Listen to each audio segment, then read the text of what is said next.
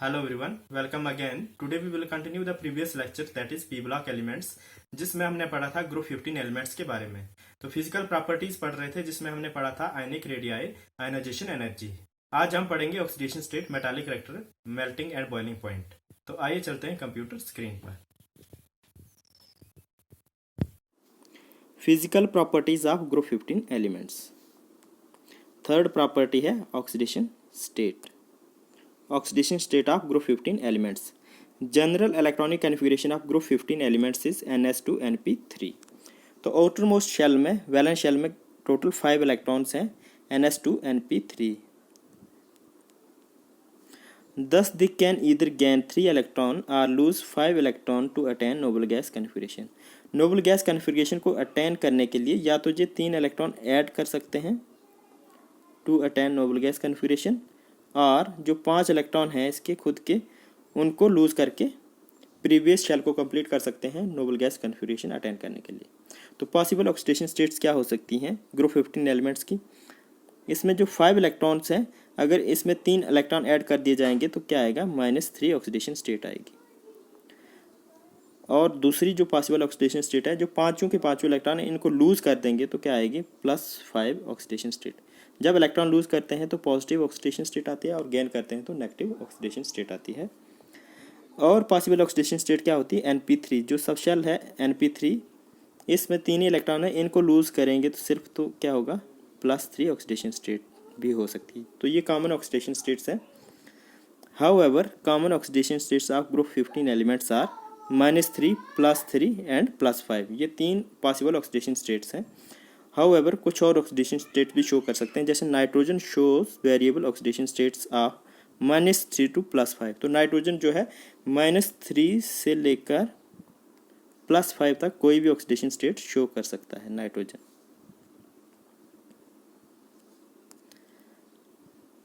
Where as phosphorus and arsenic show -3, +3 and +5 oxidation state.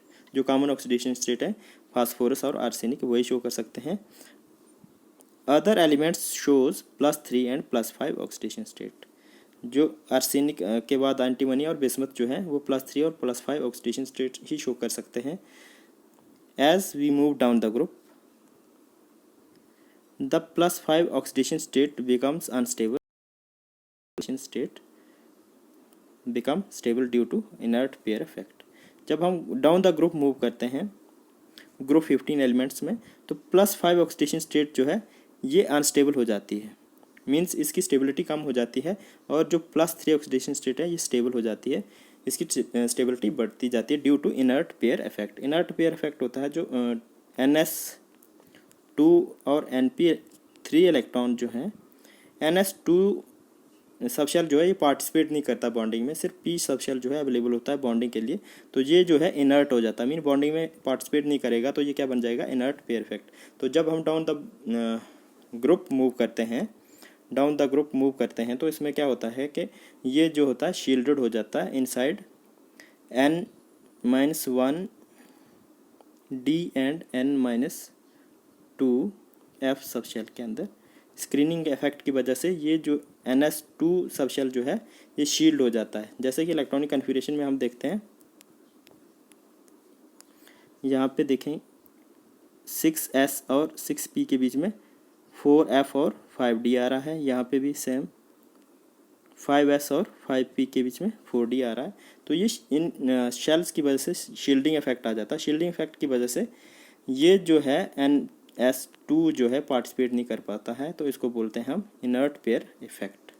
तो तब क्या शो कर सकते हैं? सिर्फ +3 ऑक्सीडेशन स्टेट। तो डाउन द ग्रुप मूव करेंगे तो +3 ऑक्सीडेशन स्टेट की स्टेबिलिटी बढ़ेगी और +5 की डिक्रीज होगी stability down the group. Next है metallic character of group 15 elements. Metallic character on moving down the group the metallic character increases. जब हम डाउन द ग्रुप मूव करते हैं ग्रुप 15 एलिमेंट में तो मेटालिक करेक्टर इंक्रीज करता है। वो क्यों करता है? This is because as we move down the group atomic size increases. Atomic size increase करता है, जो हमने पहली प्रॉपर्टी पढ़ी थी। हैंस आयनाइजेशन एनर्जी डिक्रीजेस, और आयनाइजेशन एनर्जी भी डिक्रीज करती है, ये दूसरी प्रॉपर्टी पढ़ी थी।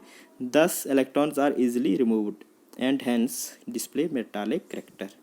तो डाउन द ग्रुप जब हम मूव करते हैं एटॉमिक साइज बढ़ेगा, आयनाइजेशन एनर्जी कम होगी, तो इलेक्ट्रॉन इजीली रिमूव कर सकते हैं, फ्री हो सकते हैं इलेक्ट्रॉन।